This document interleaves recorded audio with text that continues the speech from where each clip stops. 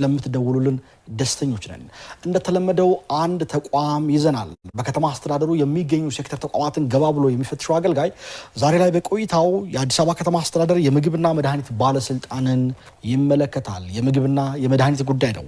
ይህ ተቋም በአዋጅ ቁጥር 84/2016 ዓ.ም የተሰጥቷል የሚሉት የተወሰኑ ነጥቦችና አንሳና የዕለቱን እንግዳ አስተዋውቀናችሁ በቀጥታ ወደ ውይይቱ የምናልፍ ይሆናል። እንግዲህ በዚህ አዋጅ አዲስ ሚዲያ ኔትወርክ ጋር በመተባበር ዘወትር ሐሙስ ምሽት ከ2 ሰዓት እስከ 3:30 ወደ እናንተ የሚያደርሰው አገልጋይ ፕሮግራም እንሆ ከዚህ ደቂቃ ጀምሮ አየር ላይ ይቆያል። አብራችሁን ስላላችሁ ስለምትደውሉልን ደስተኞች ነን።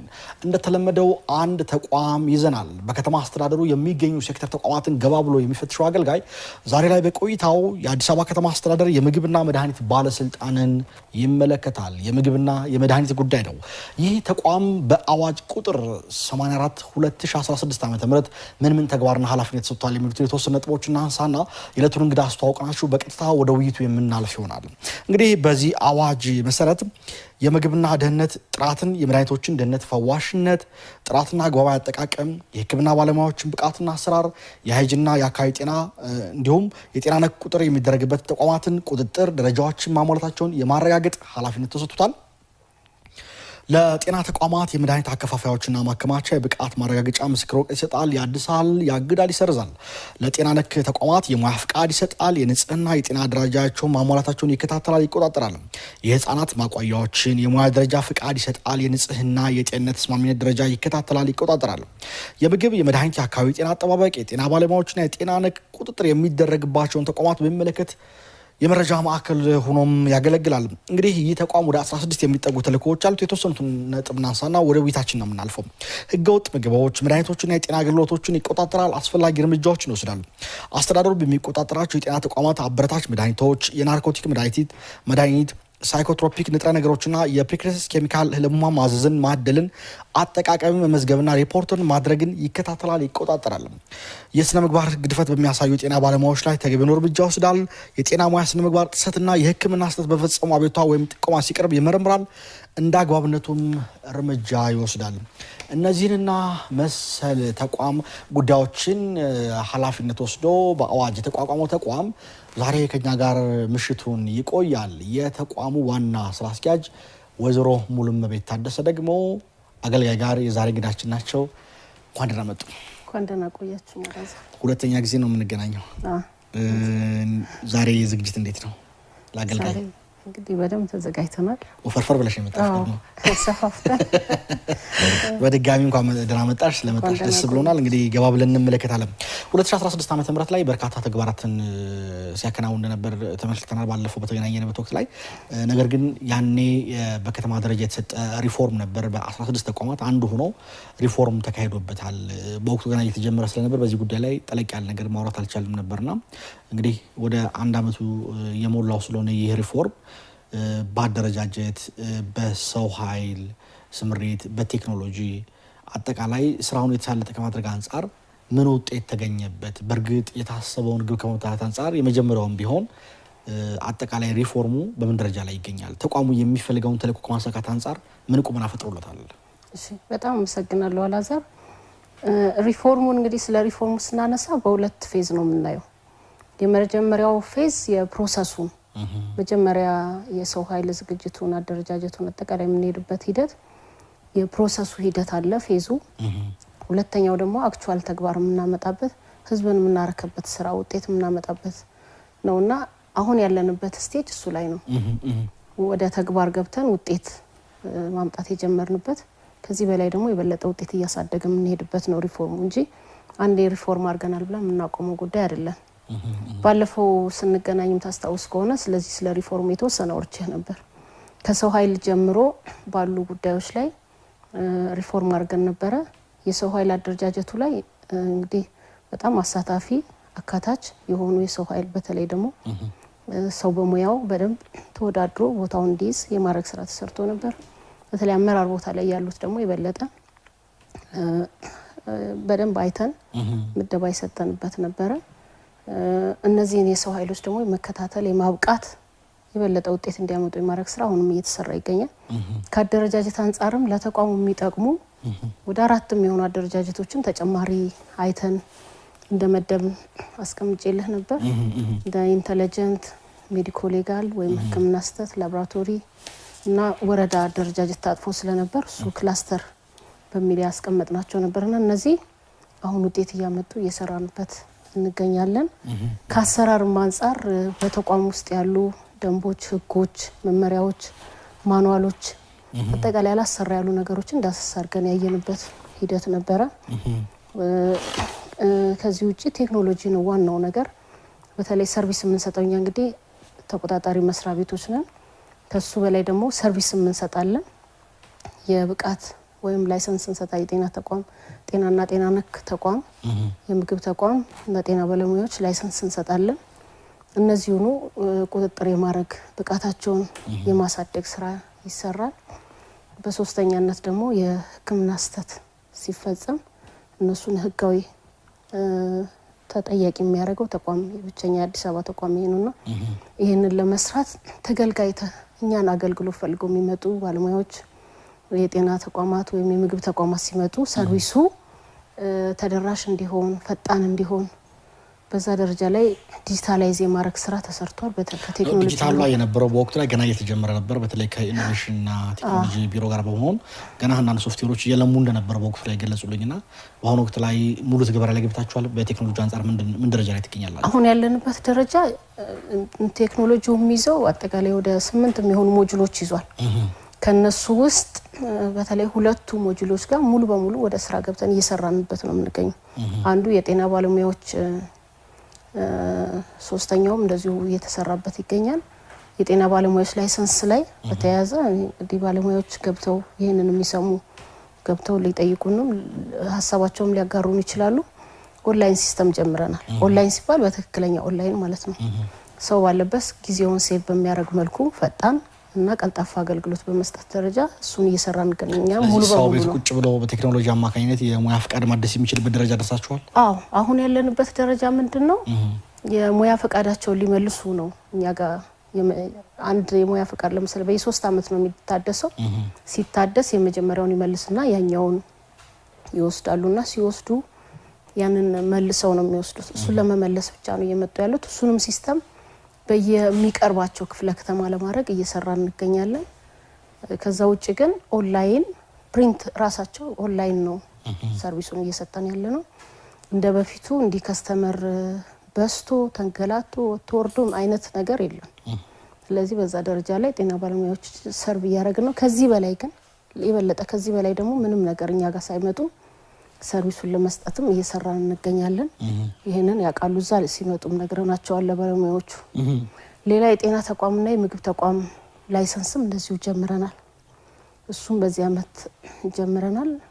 በዛ መልኩ እየሰራን እንገኛለን። የቁጥጥር የኢንተለጀንት የሜዲኮ ሌጋልም እንደዚሁ ኦንጎይንግ ላይ ነው ያለው። እሱ እንግዲህ ባለፈው ከቴክኖሎጂ ቢሮ ጋርም ሆነን አብረን ገምግመን ነበር። በዚህ 90 ቀንም የመጨረሻ ብለን ያዝነው ፕሮጀክት ነበረ። አሁን በዚህ 2 ወር በ3 ወር ሳይደርስ መጨረስ አለብን ብለን እኛም እያያዝን ያለንበት እንገኛለን። በተለይ ሜዲኮ ሌጋል ወይም ደግሞ የህክምና ስተት ሲፈጸም ሰው እዚህ ድረስ ሳይመጣ ወረቀት እኛ ጋር ሳይጽፍ በኦንላይን ቅሬታውን ማቅረብ አሁንም ማቅረብ የሚችልበትን ሲስተም መፈጸም እንደሚችሉ ቴክኖሎጂ ቢሮም አልሚው ድርጅትም በቀደም የተግባባንበት ነው። የቁጥጥሩን ስራ ለመስራት የጤና ተቋማትም የጤና ባለሙያ ነው የምግብ ተቋማትን ኦል ላይሰንሱ በቴክኖሎጂ ሲስተም ውስጥ ሲገባ ወደ ቁጥጥር መግባት እንደምንችል ነው ሪፖርት ያደርጉልንና ነው። መልካም ወዘሮ ሙሉ በቤት አንዳንድ ነጥቦችን ላንሳ። ባለፈው ያነሳናቸው ነጥቦች ማየት ስለሚገባ ለምሳሌ ከሪፎርም ጋር ተያይዞ የላቦራቶሪ አለመቋቋም ነው አንደኛ ተጽዕኖ የነበረው። ጀምራችኋል በተወሰነ መልኩ፣ ነገር ግን የተሟላ አለመሆኑ ነው። በወቅቱ ላይ ያገኘሁት ሪፖርት 20% ብቻ ነው የደረሰ የአዮዲን ጨውን ምርመራ መጀመሩን በወቅቱ የተገለጸውና በአሁኑ ወቅት ላይ ምን ያህል የተሟላ ምርመራ ማድረግ ይችላል? እንግዲህ በርካታ በከተማ ውስጥ የሚሸጡ የምግብና ምግብ ነክ ጉዳዮችን ወስዶ ችግር ሲፈጠር የመመርመር የእናንተ ኃላፊነት ነው። ከዚህ በፊት የተለያዩ ተቋማት ነው የምታስመረምሩትና አሁን ላቦራቶሪ በምን ደረጃ ላይ የሚገኘው? ሪፎርሙ ላቦራቶሪውን በሚገባው ቁመና መጥቶታል ወይ? ላቦራቶሪው እንግዲህ ትልቅ ኢንቨስትመንት የሚፈልግ ነው። ባይዘው ትልቅ ፕሮጀክት ነው።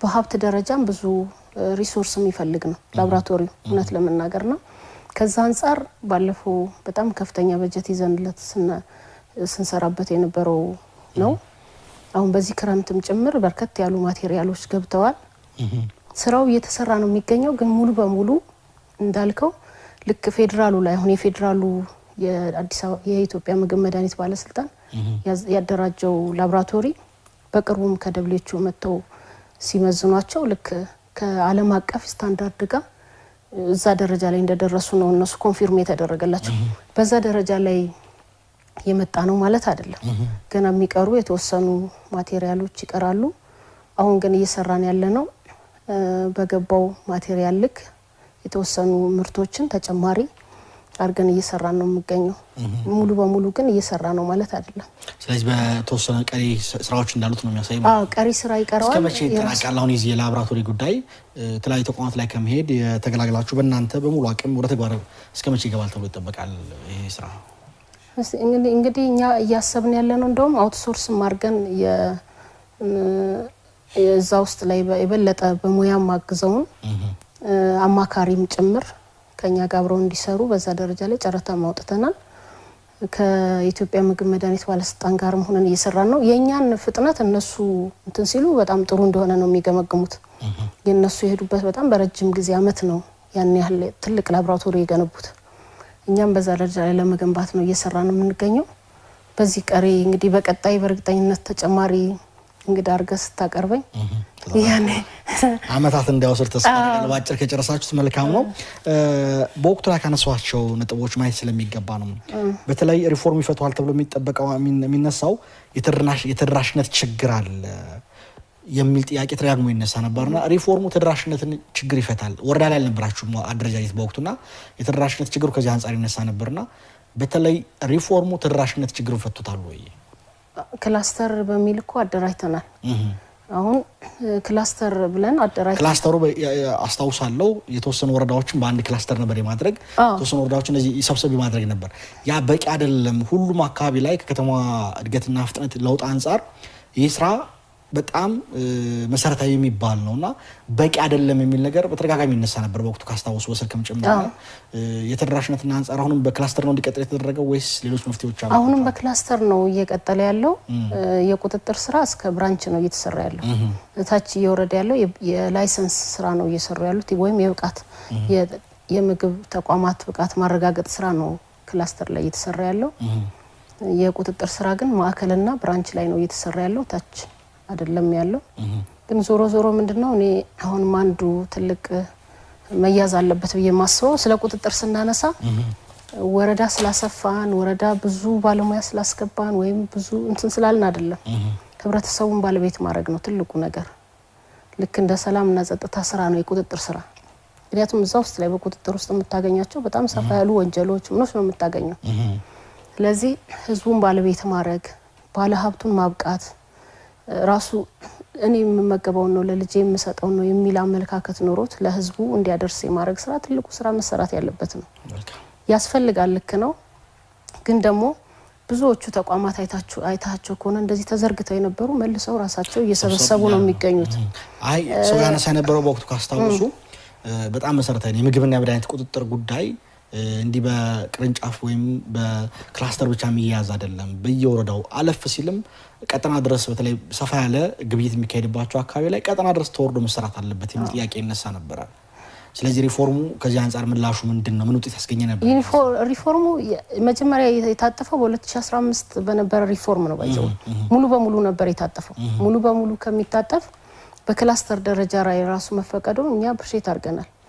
ወደፊት ግን ይሄ ቴስት ተደርጎ እየሰፋም ከሄደ ከተማ አስተዳደሩ ፐብሊክ ቢሮ በፈቀደው ልክ እንሄድበታለን ያለው መልካም ውድ ተመልካቾቻችን በመከታተል ላይ የምትገኙት ሳምንታዊ አገልጋይ ፕሮግራማችን ነው ካፍታ ቆይታ በኋላ እንመለሳለን አብራችሁን ቆዩ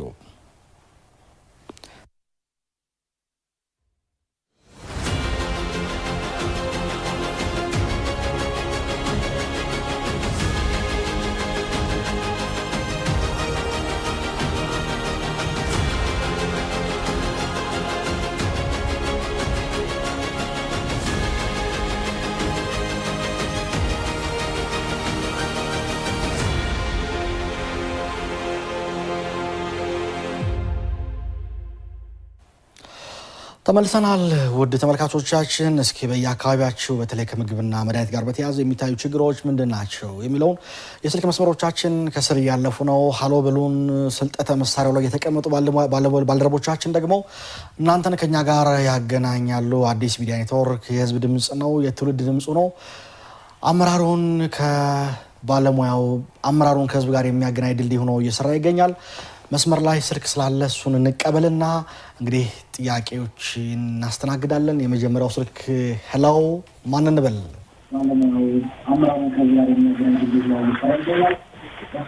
ሄሎ ሄሎ፣ እባክዎትን ላስቸግሮት፣ አጠገቦ ቴሌቪዥኑ ድምጽ ስላለው እሱን አጥፉ መጀመሪያ። እሺ አጥፍተናል። ማን እንበል? ከየት ነው? ሩቅያ ሰይድ እባላለሁ ከቡልቡላ። ሩቅያ ሰይድ፣ ምን ታዘዝ? ምን እንጠይቅለው?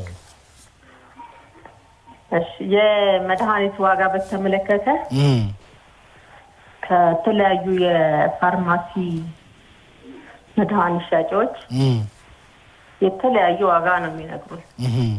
አንድ አይነት ሀገር የተመረተ በተለያዩ ዋጋ ነው የሚያቀርቡትና ከስተመሮች በተለያየ መድኃኒት ቦታ እየተንከራተትን ነው ዝቅተኛ ዋጋ ለማግኘት። ስለዚህ በስታንዳርድ ከሆነ አንድ አይነት ሀገር የተሰራ መድኃኒት ለምን የተመጣጠነ ዋጋ እንዲቀርብ አይደረግም? ሌላ ደግሞ የህዝብ መድኃኒት ቤት አለ። እዛ እሱ ደግሞ መድኃኒቱ አይመጣልንም በህዝብ መድኃኒት ቤት። ስለዚህ ይሄ ምናልባት ባለስልጣኑ መፍትሄ ቢሰጠን ነው። አመሰግናለሁ። ስለደወሉ ከልብ እናመሰግናለን። እሳቸው የሚመለከታቸውን ጉዳይ ነጥለው ምላሽ የሚሰጡበት ይሆናል። ይከታተሉ ነው። ወደ እርስዎ ልምጣ ወይዘሮ ሙሉመቤት። እንግዲህ ወደ ሌሎች ጉዳዮች ከማለፌ በፊት አንደኛው በመንግስትና በግል መንግስታዊ ያልሆኑና ጤና ተቋማት የሚሰጠውን የጤና አገልግሎትን ደረጃና ጥራቱን ማረጋገጥ ስራ የእናንተ ተግባር ነው። በዚህ ሂደት ባሳለፍን በጀት ዓመት የተሰራው ተግባር ምን ውጤት ተገኘበት? በተለይም የጤና አገልግሎትን ደረጃና ጥራቱ ማረጋገጥ ስራ ሂደት ላይ የታዩ ውጤቶች ምን ይመስላሉ? በከተማችን ላይ ያሉ አገልግሎት ሰጪ ተቋማት በተለይ ከጤናው አንጻር ይህንን እያረጋገጡ ከመሄድ አንጻር ምን ውጤት ተገኝቶበታል የሚለውም ያብራሩልን ነው። ከጤና ተቋማት አንጻር የመንግስትንም የግልንም ሬጉሌት እናደርጋለን፣ ቁጥጥር እናደርጋለን፣ ብቃት ማረጋገጥ ስራ እንሰራለን። በጣም ሰፊ ለውጦች አሉ፣ ውጤቶች አሉ። እንግዲህ የጤናው ሴክተር ላይ የሚገኘው የኳሊቲ ሰርቪስ አንዱ የኛ ተቋም የቁጥጥር ኢፌክት አለበት ብዬ አምናለሁና የተሻሉ ነገሮች አሉ። እንግዲህ በ2017 በነበረን ቁጥጥር ሂደት ከደረጃ በታች የነበሩ ወይም ደግሞ ከተለያዩ ዘርዘር ያሉ ጉዳዮችን ባገኘንባቸው ላይ ችግር ያለባቸውን አስተዳደራዊ እርምጃ የወሰድንባቸው አሉ። የተሻሉ የተባሉትን ደግሞ አፕሪሺየት አድርገናል። ለመጀመሪያ ጊዜ እንደውም በ2017 ከዚህ በፊትም ተቋሙ በዚህ ደረጃ ላይ ሰርቶ አያውቅም። የምግብ ተቋማትንም የጤና ተቋማትንም አወዳድረን አዋርድ አድርገናል። ምን ችግር አገኛቸው? በርካታ ተቋማትን ነው ያደረጋችሁት። ሪፖርት ማየት እንደቻልኩት በሺዎች የሚቆጠር ተቋማት ጥራትና ደረጃ ለማረጋገጥ ተሞክሯል። ምን ጉድለት፣ ምን ጥንካሬ አገኛችሁ? በተለይ ጉድለት የታየባቸውን ነጥሎ ደረጃቸውን አውጥቶ እንዲያስተካክሉና ወይም ደግሞ ማስተካከል ያልቻሉትን የእርምት እርምጃ ከመውሰድ አንጻር ምን ተግባር ተፈጸመ? አንዱ ለምሳሌ የሰራ ነው ስታንዳርድ ከማስጠበቅ ጋር በተያያዘ ከዚህ በፊት ለረጅም ጊዜ ተከራይተውት የሚኖሩት በተለይ ለአካል ጉዳተኞች ሰርቪሱ እየተሟላ ያልሆነላቸው ከራምፕ ጋር ወይም ከሊፍት ጋር የሚያያዙ አካል ጉዳተኞች ሰርቪስ የማግኘት መብት አላቸው። ከዛ ጋር አንጻር የነበሩ ችግሮችን ለይተን 90 ተቋማት በዚህ በ2017 ብቻ የመጨረሻ እድል ተሰጥቷቸው ከ2018 ጀምሮ ግን ደረጃውን እንዲያሟሉ ማስጠንቀቂያ ሰጥተን በዛ ሲስተም ውስጥ እንዲገቡ አብዛኞቹ አስተካክለዋል። አሁንም ግን ድጋሚ እድሉ እንድንሰጣቸው የሚፈልጉ ተቋማት አሉ። ሌሎቹ የውስጥ ማኔጅመንታቸው ከሃይጂን ጋር የሚያያዝ ከፕራክቲክስ ጋር የሚያያዝ እነሱ ያገኘናቸው ፎልቶች አሉ። ለምሳሌ ከመድኃኒት ጋር በወስድልህ የመድኃኒት የራሱ የቀመመጥ የራሱ ስታንዳርድ አለው። ከሱ ጋር ያገኘናቸውን ክፍተቶች አሉ። በዝርዝር አይተን ከነሱ በራሳቸው ተቋማት ባሉበት ገምግመን የማስተካከያ እርምጃ እንዲወሰድ አድርገናል። ቀጣይ ያ ነገሮች እንዳይደገሙ እኛ እንደውም አሁን ትልቁን ሲስተም እየዘረጋን ያለ ነው። ተቋማታቸው ራሳቸው ሰልፍ ኦዲት እንዲያደርጉ እኛን ሳይጠብቁ ራሳቸው ኦዲት እያደረጉ ኳሊቲ እንዲጠብቁ የማድረግ ስራ እየተሰራ ነው የሚገኘው። ወይዘሮ ሙሉመቤት ሰፋ አድርገን እንመልከት። ጤና ተቋማትን ነው ቀደም ብዬ አነሳሁትና ለጤና ተቋማት የመድኃኒት አካፋዮችና ማከማቻ የብቃት ማረጋገጫ ወረቀት መስጠት፣ ማደስ፣ ማገድ፣ መሰረዝ የሚያስችልም ስልጣን ተሰጥቷቸዋል። እሱም ስልክ እንቀበልና ይህን ጉዳይ በደንብ ሰፋ አድርገን እንመልከተው። ሄሎ ጤና ይስጥልኝ። ይመስገን። ማን እንበል? ደረጀ ይባላለሁ ከዚሁ ከአየር ጤና። አቶ ደረጀ ጥያቄዎት ምንድነው? ይቀጥሉ። ጥያቄ ለምሳሌ 2 ላይሰንስ ያለን ሰዎች አለን። 2 ላይሰንስ አለን። መጀመሪያ ላብራቶሪ ነበርኩኝ። ከዛ በኋላ ኤችኦ ተማርኩኝ። ኤችኦ ከተማርኩ በኋላ ላይሰንስ ተሰጠን። ያ እኔ ላብራቶሪ መለሳል ብዬ ነበረ። አይ እናንተ በሁለቱም ትችላላችሁ ተብሎ ተፈቀደልን። እሺ ከተፈቀደልን በኋላ 5 አመት በፓርታይም ሰርቼ ታክሱም የከፈልኩ ህጋዊ በሆነ ነገር ሰርቼ እንደገና ወረዳ ሄጄ እንትስል ወረዳ ሲሄድ መጀመሪያውኑ ለነገሩ አንጽፍልህም አሉኝ። ለምን ስላቸው እኛ በፓርታይም እንትን ብለን አናውቅም አሉ። በስንት መከራ ኦኬ ብሎ መዘገቡኝ፣ ያዙኝ። ከዛ በኋላ ሄጄ 5 አመት ሲሞላ እንደገና ሄጄ ስጠይቃቸው በስንት መከራ ጻፉልኝ ለዳካ የሰራሁበትን። ዳካ ሲሄድ ደግሞ እንደገና እነሱም እንዴ እኛ እኮ በፓርታይም በዚህ አዲስን አናውቅም፣ ታዲያ ለምን 2 ፍቃድ ሰጣችሁን? እንዴት ነው የምንሰራው? 2 ፍቃድ ስትሰጡን እንዴት አድርገን ነው የምንሰራበት? ወይስ እንዴት ነው ምን እናደርገዋለን? ታዲያ ስለው እንደገና አንደርሴኔር ፕራክቲስ ትወጣለህ ጤና ጣቢያ አሉኝ። ምን አሉኝ? አንደርሴኔር እንደገና ጤና ጣቢያ ትወጣለህ ፕራክቲስ አሉኝ። እሺ ኦኬ ብዬ ስንት ጊዜ ነው የሚወጣው ስላቸው 1 አመት ትወጣለህ። 1 አመት ወጣውና እንደገናም ተመልሼ ሄጄ ወሰድኩኝ ላይሰንሱን። እሺ አሁንስ እንዴት ነው የምሰራበት ስላቸው በትክክለኛው ቀን በትክክለኛው ሰዓት ከዚህ እስከዚህ ሰዓት በሚል ብለህ አስገባ እዛው ወረዳ ላይ በሚሰራበት ድርጅት ማለት ነው። እሺ እዛ እጄ በዛው ልክ አስገባው። እንደገና አሁንም ቅርብ ጊዜ ድርጅት ጋር ደውሎ ያስገባውን ደብዳቤ በፓርታይምኛ እና አሁንም አንዝም አሁንም አንጽፍልህም የሚል መልዕክት ደረሰኝ። ስለዚህ እንደዚህ አይነቶቹን 2 ፍቃድ ሰጥቶ የማያድሱት ከሆነ እንዴት አድርገን ነው የምንሰራበት? 2 ፍቃድ ሲሰጠን በመጀመሪያው ነው። መልካም እና ይሄንን ለመጠየቅ ነው። እኔ እንደውም ቢሮ ልሄድ ነበር፣ አጋጣሚ በዚህ ዛሬ ስላገኛችሁ ነው ይሄንን መፍትሄ አብጁ። መልካም እንግዲህ አዲስ ሚዲያ አንደኛው ዓላማ አመራሩን ከህዝቡ ጋር አመራሩን ከተገልጋዩ ጋር ማገናኘት ነው። ዛሬ ድለኛ ነው ስለደወሉ ከልብ ነው የምናመሰግን። ምላሽ ያገኛሉ፣ ይከታተሉን። እሺ እኔ አመሰግናለሁ። መልካም ወይዘሮ ሙሉመቤት ወደ ሌላው ከሜዲያ በፊት እንዲህ አቶ ደረጀን ጥያቄ መልሱላቸውና ወደ ሌሎች ጉዳዮች እንለፍ። ያሁን ጥያቄ መልሱትና ወደ ሌሎች ጉዳዮች እንለፍ። እንግዲህ እሳቸው በደንብ እንትን አላለልኝም፣ ሲመልስ አብራራለሁ። ሀሳባቸው ምንድነው ያነሱት? 2 ላይሰንስ አወጣሁ ነው የሚሉት። በመጀመሪያ ላብራቶሪ ነው የተማርኩት፣ በመቀጠልም ደግሞ ኤችኦ ተማርኩኝ።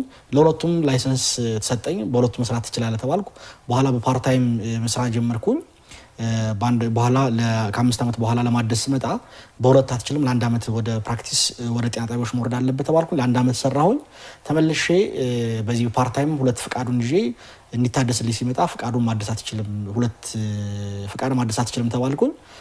ማንሰራበት ከሆነ ለምንድን ነው 2 ፍቃድ ይሰጠን የተቻለው የሚል ጥያቄ ነው ያነሱት። የቆየ ኬዝ ይመስለኛል። አሁን እየታደሰ ያለው በየ3 አመቱ ነው የሙያ ፍቃድ እየተሰጠ ያለው። በፊት በ5 አመት ነበረ። ዞሮ እንደዚህ አይነት ደብል የሆኑ ነገሮች እና ቅሬታዎች ካሉ መተው ማስተናገድ በመሰረቱ 2 ፍቃድ ይቻላል። አንድ ሰው 2 በተለያዩ ዘርፎች መጀመሪያ ላብራቶሪ የተማርኩት በቀጥዬ ደግሞ ኤችኦ ነው አሉና ሁለቱን መማር በሁለቱ ፍቃድ ማውጣት ይቻላል። አንድ ግለሰብ 2 ፍቃድ ማውጣት ይቻላል። የመጀመሪያው ጥያቄ ይሄ ነው። አይ የመጀመሪያው ሙያው ተመሳሳይና በዛው ኢንክሪመንታል ካልሆነ በስተቀር አንዱ ሙያ መልሶ በአንዱ ነው ኮንፊርም ተደርጎ ሙያ የሚሰጠው። ታዲያ በሁለቱ መስራት ትችላለህ የሚል ነገር ከየት መጣ? እሱ ነገር እንግዲህ ይምጡና ጥያቄያቸውን ቤት እዛው ቢሮአችን ምላሽ እንሰጣቸዋለን የሚል ሐሳብ አለኝ። መልካም አቶ ደረጀ እኛ ጋም ደውለው እዚሁ ተቋም ላይ ምላሽ ካገኙበት እኛም በዜና ስለምንፈልገን ጉዳይ እንዲያሳውቁን አክሮት ለመጠየቅ ፈልጋለሁ። በስራ ቀን ቢሮ ተገኝተው ይሄን በጥልቀት እንዲፈተሽ ነው እኛም በዚህ አጋጣሚ ለርሱ አደራ ምንለው። አቶ ደረጀ እንግዲህ ቢሮ መሄድ ይችላሉ ማለት ነው። ምላሹን እኛም ስለምንፈልገው ለዜና ምላሽ እንዲያሳውቁ አክሮት መግለጽ እወዳለሁ። ወደ እርሶ ልመለስና ቀደም ሲል ከመድኃኒት ጋር የተያዘም የተለያዩ ዋጋ ዎች በአለ የሚል ነገር ተነስቷልና ከቡልቡላ ደዋያቸው ወይዘሮ ሩቃያ በሱ ላይ ምን አስተያየት አሉት? እኔ እዚህ ውስጥ ያለኝ አስተያየት እንግዲህ ከስማችን የሚጀምረው የአዲስ አበባ ምግብ መድኃኒት ባለስልጣን ከጥራት ጋር የሚያያዙ ነገሮችን ከመድኃኒት ጥራት፣ ከመድኃኒት አቀማመጥ፣ ከመድኃኒት ማኔጅመንት ጋር የሚያያዙ ነገሮች ላይ ነው ፎከስ አድርገን ሬጉሌት እያደረግን ያለነው ቁጥጥር እያደረግን ያለነው።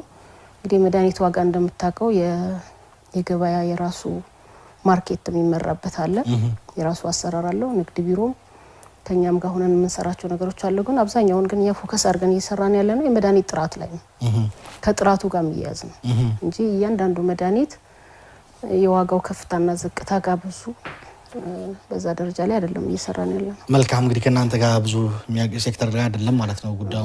ወደ ሌሎች ጉዳዮች ቀደም ብዬ አነሳሁት ልመለስ ነው። በተለይ ከዚህ ከብቃት ማረጋገጫ ጋር ያዘ ይሄ ስል በጣም የተጋነኑ ነገሮች ሲሰሩ ከንግድ ቢሮ ጋር አብረን ሆነን የምንሰራቸው ነገሮች ይኖራሉ። ግን ትልቁን ስራ የኛ ኃላፊነቱ ነው የምንሰራው ምንድነው ከመድኃኒቱ ጥራት ጋር የሚያያዙ ጉዳዮች ናቸው። መልካም እንግዲህ ቀደም ብዬ አነሳሁት የብቃት ማረጋገጫን በተመለከተ ነው። ለጤና ተቋማት የመድኃኒት አከፋፋዮችና የማከመቻ የብቃት ማረጋገጫ ወረቀት መስጠት፣ ማደስ፣ ማገድ፣ መሰረዝ የሚያስችል ስልጣን አላችሁ። ይህንን ምን ያክል ውጤት እንዲያመጣ የአሰራር ስራ ዘርግታችኋል የሚል ጥያቄ አለ። ይህን ነገር በደንብ አብራርቼ ላቅርበውና ምላሽ ስጡበት።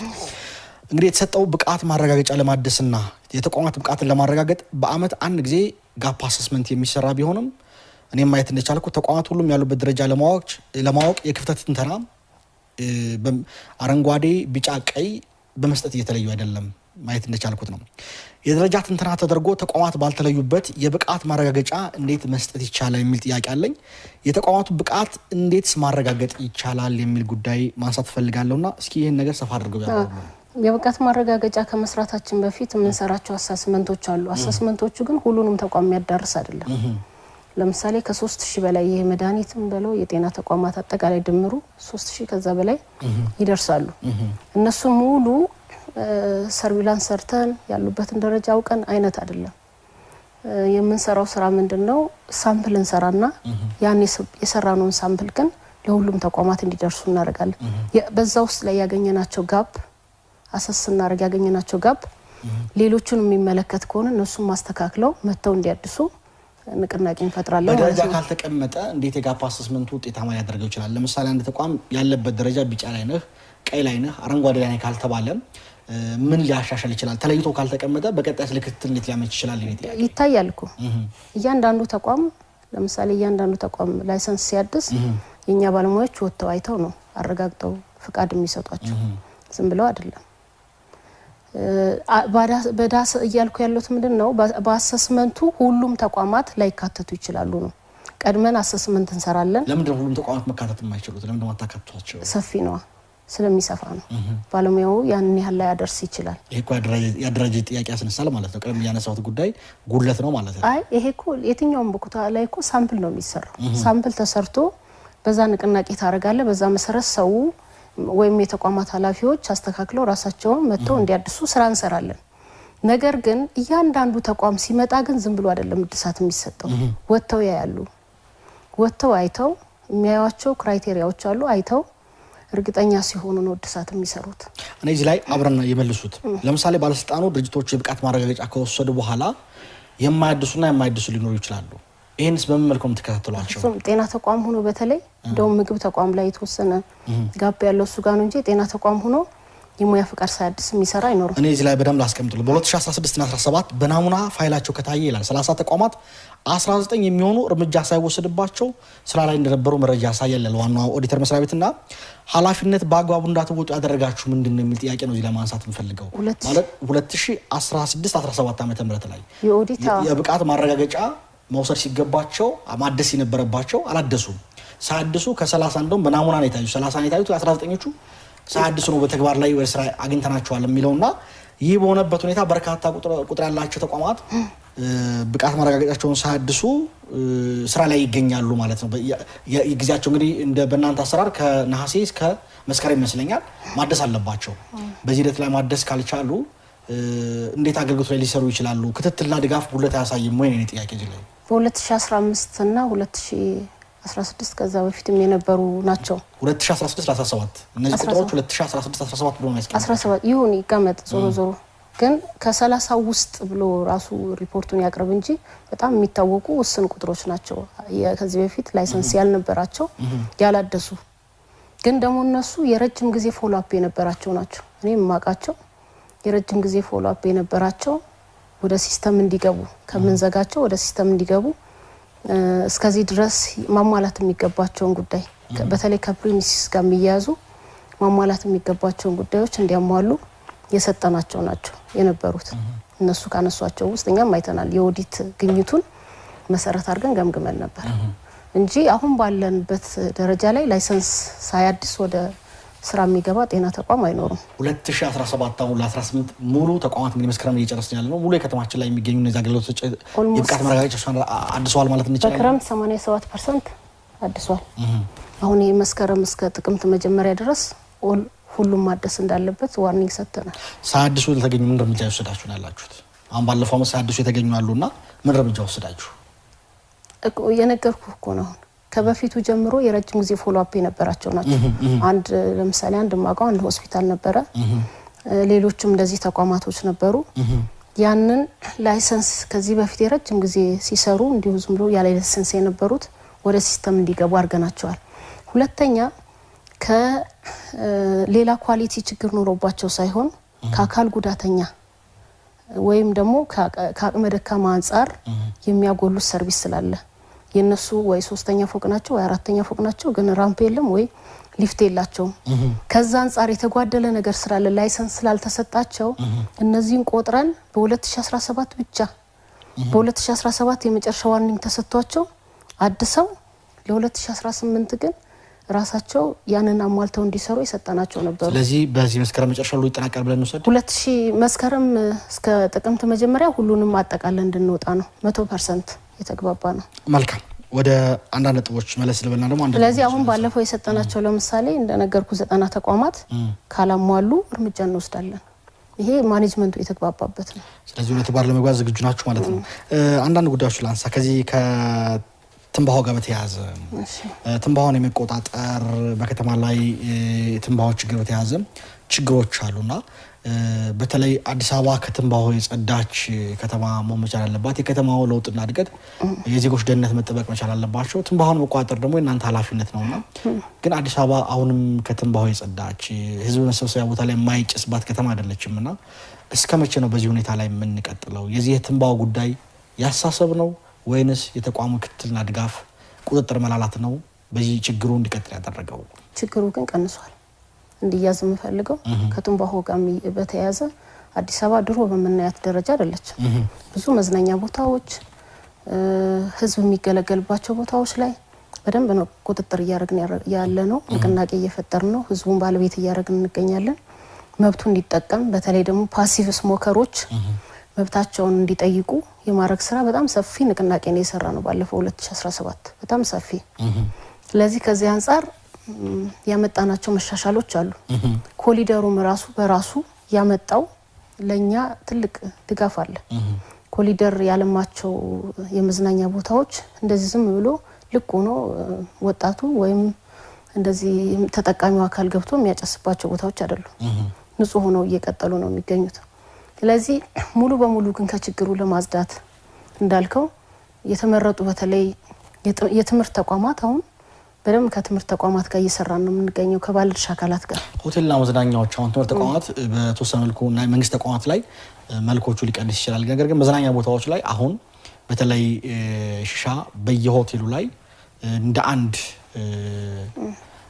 የእንትን ሆኖ አገልግሎት ሆኖ በግልጽ የሚጨስበት ዜጎች ለመዝናናት ገብተው በተለይ የምሽት ቤቶች አካባቢ ላይ በስፋት ሰዎች ይቸገራሉ ይህን ጥያቄ የሚያቀርባሉና እንዲህ አይነት ችግሩን ቀርቷል ብሎ ተቀርፏል ማለት ብሎ መውሰድ ይቻላል ወይ ቀንሷል ብሎ መውሰድ እንችላለን በተለያየ ጊዜ ከደንብ ማስከበር ጋር የሚወሰዱ እርምጃዎች እናያለን ነገር ግን ችግሮቹ አሁንም ከስፋታቸው አንፃር ዘላቂ መፍትሄ የሚያስፈልጋቸው ይመስለኛል እዚህ ላይ ዘላቂ መፍትሄ የሚሆነው አንደኛ ህዝቡ መብቱን እንዲጠቀም ማድረግ ነው መብቱን እንዲጠይቅ ማድረግ ነው ምክንያቱም ለምሳሌ አንድ ሬስቶራንት ውስጥ ያለች አስተናጋጅ መብቱን የሚያስከብርለት አካል ነው የሚፈልገው እንጂ የሚያስከብርለት የምግብ መድኃኒት ብቻ አይደለም የጸጥታ አካላትም ያስከብራል። በጋራ ነው የምንሰራው።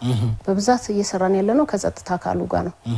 እንዳልከው የችግሩ ቀንሷል አለ፣ ግን ችግሩ ምንም ጥያቄ የለው። ለምሳሌ ሀሽሽ እኮ ወንጀል ነው፣ ምንም ጥያቄ የለው፣ ወንጀል ነው። ተደብቆ ነው እየሰራ ያለው። ተደብቆ የሚሰራውን ነገር ደግሞ የጸጥታ አካሉ ይመለከተዋል። በጋራ ነው እየሰራን ያለነው። እንግዲህ ይሄን ወንጀል ደግሞ መከላከል የምንችለው ከህዝቡም ጋር ሆነን ነው። ከህዝቡም ጋር በጋራ ሆነን መስራት አለብን።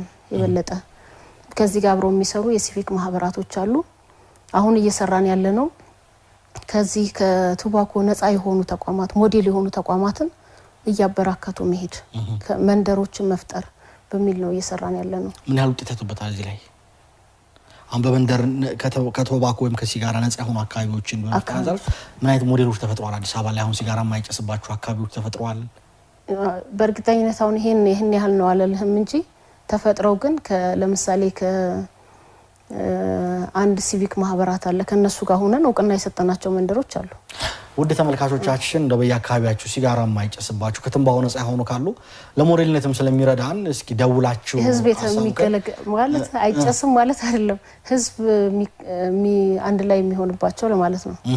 ለምሳሌ ህዝብ በአንድ ቦታ የሚዝናናባቸው ቦታዎች የተከለከሉ የተባሉ ቦታዎች በስንት ሜትር መራቅ እንዳለባቸው ስለዚህ በሙሉ ተግባራዊ ብሎ አሁን በጥቅል ስናየው እዚህ ላይ ብዙ መቆየት አልፈልግም ሌሎች ጉዳዮች ስላሉኝ በጥቅል ስናየው ግን አዲስ አበባ ላይ ከቱባኮ ነፃ ሆነች አጫሹም ደግሞ የማያጨሰውም የማይጎድበት ሁኔታ ተፈጥሮ ማየት ይፈልጋልና ከዚህ አንፃር ጀምረናል ነው መፍጠር ጀምረን ለምሳሌ ቦሌ ወደ 2 የሚሆኑ መንደሮች ላይ ተፈጥሮ እውቅና ሰጥተን ነበር በ2017 ላይ እነሱን የማስፋት ስራ ነው መስራት ያለበት። ከአዲስ አበባ አንፃር 2 ወረዳት ያንሳል ምሳሌ ነው ያልኩት። መልካም ሌሎች ጉዳዮችን እንመለስ። ወደ ተመልካቾቻችን በመከታተል ላይ የምትገኙት ሳምንታዊው አገልጋይ ፕሮግራም እንደቀጠለው ሌሎች ጉዳዮች ሊሄድ ከግዥ ጋር ነው የምመጣው ዛሬ። እንግዲህ በአዲስ አበባ ከተማ አስተዳደር የግዥ አፈጻጸም መመሪያ ቁጥር 3 2002 ዓ.ም 2002 የጨረታ መገምገሚያ መስፈርት እንደ ግዢው አይነት የሚለያይ ቢሆንም ከሚከተሉት 2 መሰረታዊ የመምረጫ ዘዴዎች አንዱ ተፈጻሚ መሆን እንዳለበት ያስቀምጣል። ይሄውም አንደኛ ለግዢ ተቀባይነት ያለው ዝቅተኛ የቴክኒክ መስፈርት በመወሰን ዝቅተኛ የቴክኒክ መመዘኛ ካሟሉት ተጫራቾች መካከል አነስተኛ ዋጋ ያቀረበውን ተጫራጭ መምረጥ። ሁለተኛ ግዢ የሚኖረው ጠቀሜታ ወይም ኢኮኖሚያዊ እሴት ሊወስን የሚችሉ መስፈርቶችና እያንዳንዱ መስፈርት የሚኖረውን አንጻራዊ ክብደት በግልጽ ጨረታ ሰነዱ ላይ በማሳየትና በእነዚህ መስፈርቶች ላይ የተመሰረተ ግምገማ ማካሄድ በአጠቃላይ ውጤት ከፍተኛ ነጥብ ያገኘውን መምረጥ እንዳለበት ተመልክተዋል። ወይዘሮ ሙሉመቤት እዚህ ላይ በደንብ አስተውለው እንዲመልሱኝ ይፈልጋሉ። ባለስልጣን መስሪያ ቤቱ የላቦራቶሪ እቃዎች ግዢ ባለስልጣን መስሪያ ቤቱ የላቦራቶሪ እቃዎች በግዢ ውስጥ ባልተካተተ መስፈርት ግምገማ በማድረግ ዝቅተኛ ዋጋ ያቀረቡትን በጥራት ምክንያት እንደወደቁ ተደርጎ ከፍተኛ ዋጋ ካቀረበው ድርጅት ጥናት ሳይደረግ ከሌሎች አቅራቢዎች በላይ በተጋነነ ዋጋ በአጠቃላይ ድምር 8,436,260 ብር ግዢ ተፈጽሟል የሚል የዋናው ኦዲተር ሪፖርትን ተመልክቻለሁና የኛ ጥያቄ ለምን ከገበያ ውጭ በተጋነነ ዋጋ መግዛት አስፈለገ? የአዲስ አበባ ከተማ ዋና ኦዲተር መስሪያ ቤት በቀን 03/07/2017 ለእናንተ ደብዳቤ ቢጽፍም የእርምት ማስተካከያ እርምጃ አልተወሰደም የሚል ጥያቄ አለና ስልክ እንቀበልና ይሄን ነገር ያብራሩልኛል። ሄሎ ጤና ይስጥልኝ። ማን እንበል? ከየት ነው? አዲስ አበባ ከሽሮ ሜዳ። ይቀጥሉ ጥያቄዎትን እባክዎ።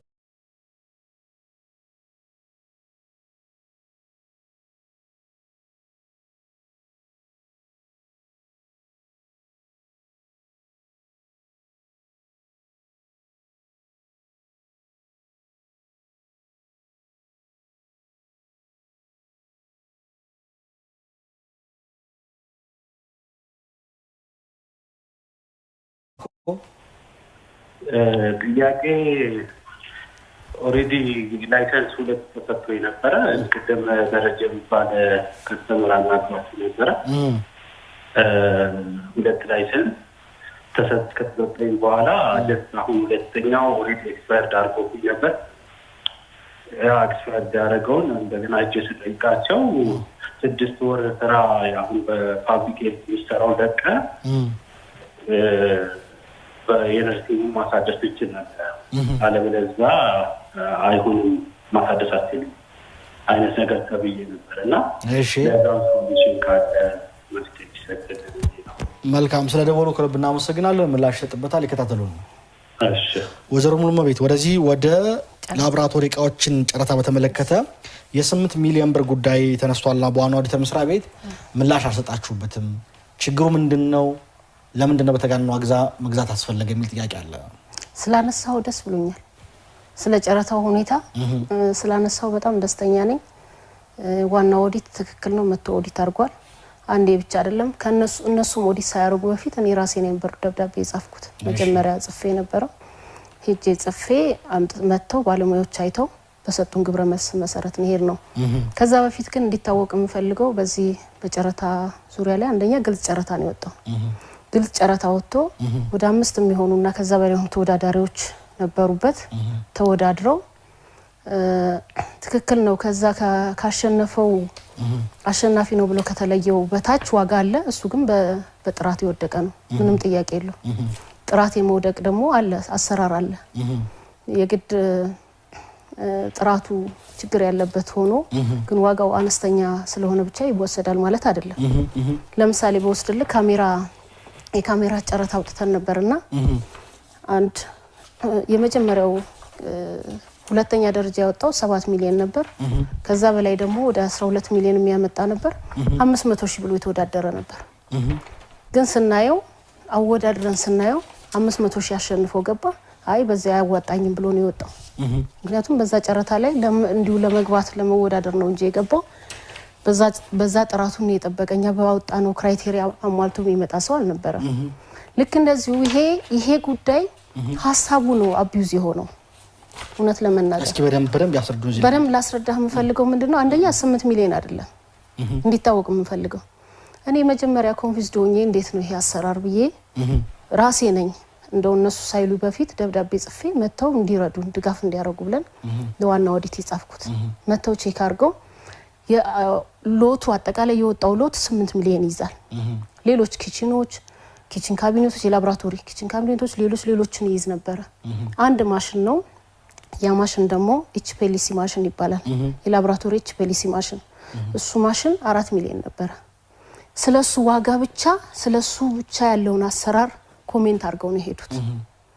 እንደውም የመጨረሻ እሱን ኮሜንት አድርገው ሄዱና ምንድነው ያሉን? አይ የገበያ ጥናት ማድረግ ነበረባችሁ የሚል ነው ገልጸውልን ሄዱ። በደንብ ቆይ እዚህ ላይ ላንሳል ጆሎት አንደኛ ምን ያነሳሉ እነሱ ዝቅተኛ ዋጋ ያቀረበ ተጫራች እያለ ከፍተኛ ዋጋ ካቀረበ ተጫራች በግዢ ውስጥ ባልተካተተ መስፈርት በደንብ ይመልከቱ። በግዢ ውስጥ ባልተካተተ መስፈርት ግምገማ በማድረግ ይላል ግዢው ተፈጽሟል የሚል። ሁለተኛ ዝቅተኛ ዋጋ ያቀረቡ ድርጅቶች በጥራት ምክንያት እንደወደቁ ተደርጎ ከፍተኛ ዋጋ ካቀረበው ድርጅት የገበያ ጥናት ሳይደረግ ከሌሎች አቅራቢዎች ጋር ዋጋ በላይ በተጋነነ ትክክል አይደለም ግዢው ተፈጽሟል ነው የሚለው። ትክክል አይደለም። ኢቭን የገበያ ጥናት ራሱ አሁን ተደርጎ እንዲታይልኝ ይፈልጋሉ። ከ20 ሚሊዮን በላይ ያወጣል እቃው ማቴሪያሉ ራሱ ሪሊ ነው የምልህ። እኔ ራሴ ለመንግስት ሪሶርስ ተቆርቋሪ ነኝ። ለዛም ነው ራሴ ደብዳቤ ጽፌ መታችሁ እዩ አሰራር ችግር አለ ወይ ብለን ቼክ እንዲደረግ ይፈልጋሉ። እዚህ ውስጥ ላይ ምንም አይነት የሌብነትም የብልሽትም ችግር የለበትም።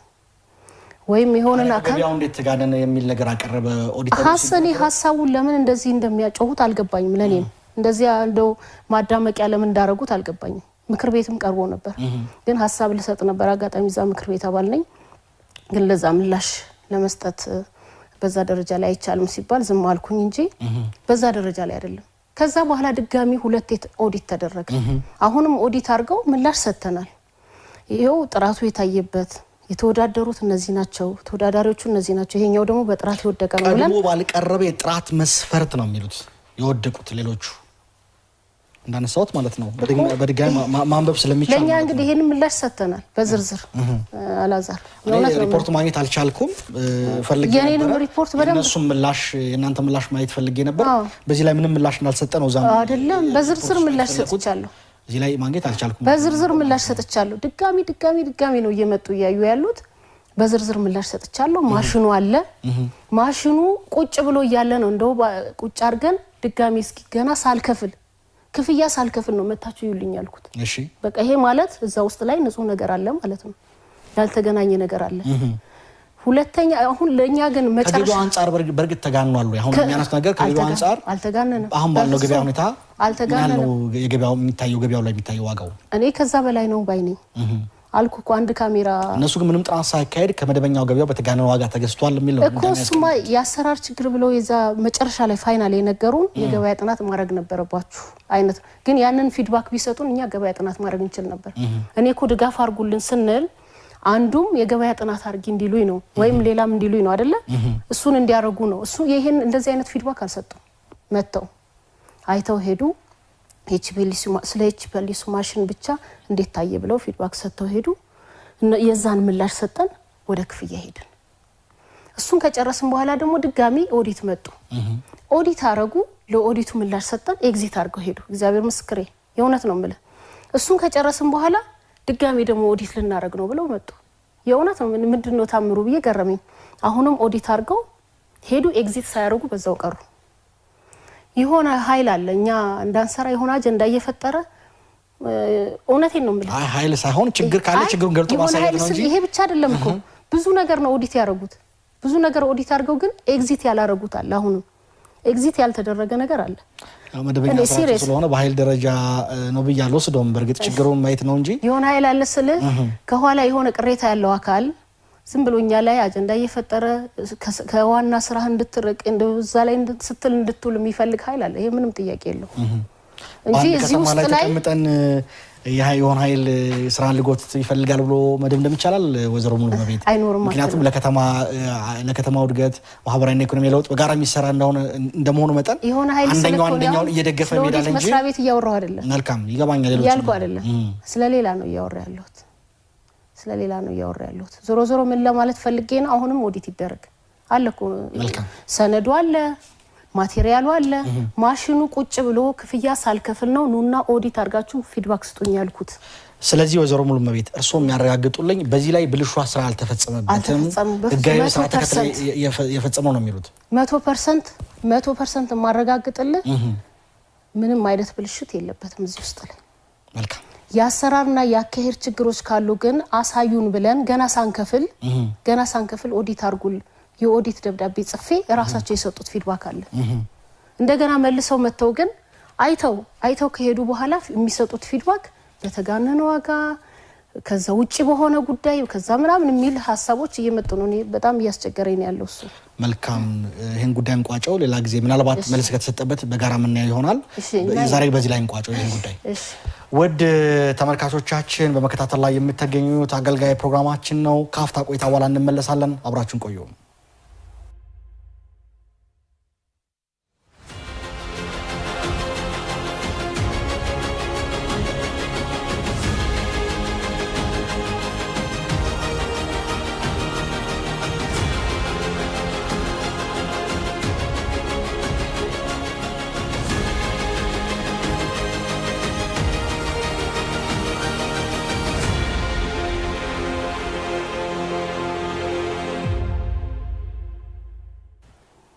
ተመልሰናል። ውድ ተመልካቾቻችን አገልጋይ እንደቀጠለ ነው። የተቋማትን አሰራር ብልሹ አሰራሮችም ካሉ ገባ ብሎ የሚመለከቱ አገልጋይ ዛሬ የመድኃኒት ቁጥጥር የመድኃኒትና ምግብ ባለስልጣን ነው ቆይታ ያደረገ የሚገኘው። ወይዘሮ ሙሉመቤት ታደሰ ከኛ ጋር ምሽቱን እያሳለፉ ነው።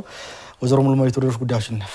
እሺ ባለስልጣኑ በአዋጅ ቁጥር ቀደም ብዬ ባነበብኩት ማለት ነው 84/2016 ዓ.ም በተራ ቁጥር 11 በተሰጠው ስልጣንና ኃላፊነት መሰረት የናርኮቲክና ሳይኮትሮፒክ መድኃኒቶች ለህሙማን ማዘዝ፣ ማደል፣ አጠቃቀምን እንዲሁም መመዝገቡን ለሚመለከተው ሪፖርት ማድረግ በመቆጣጠር እርምጃ መውሰድ እንዲቻል ስልጣን የተሰጠው ቢሆንም ይሄን በደንብ እንዲመልሱልኝ ይፈልጋለሁ። ወይዘሮ ሙሉመቤት የትውልድም ጉዳይ ስላለበት በአንዳንድ ነጥቦች ላይ በአንዳንድ መድኃኒቶች የተገዛበት ኢንቮይስ ማቅረብ ያልቻሉ ዓለም አቀፍ ቁጥጥር የሚደረግባቸው መድኃኒቶች እንዴት ያለ ኢንቮይስ ሊገቡ ቻሉ የሚል የመጀመሪያው ጥያቄ ነው።